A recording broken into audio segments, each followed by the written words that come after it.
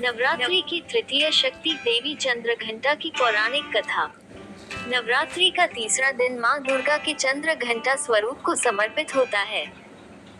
इनका नाम चंद्रघंटा इसलिए पड़ा क्योंकि इनके मस्तक पर अर्धचंद्राकार घंटा सुशोभित रहता है। ये देवी भक्तों को साहस, शक्ति और विजय का आशीर्वाद प्रदान करती हैं। देवी चंद्रघंटा का स्वरूप।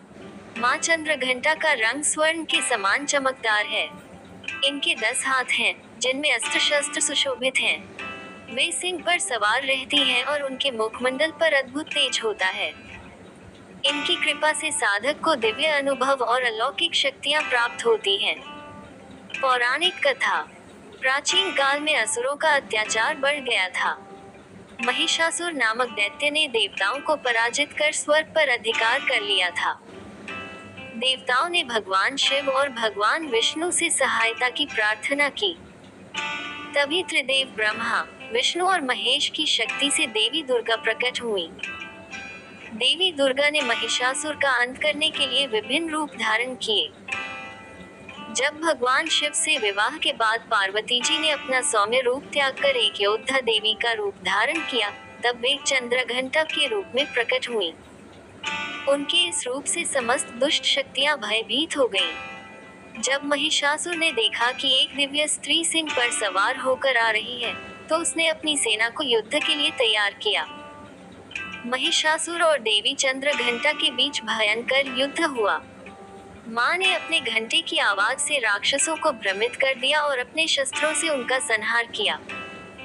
अंततः देवी ने महिषासुर का वध कर देवताओं को स्वर्ग का राज्य पुनः प्राप्त करने में सहायता की।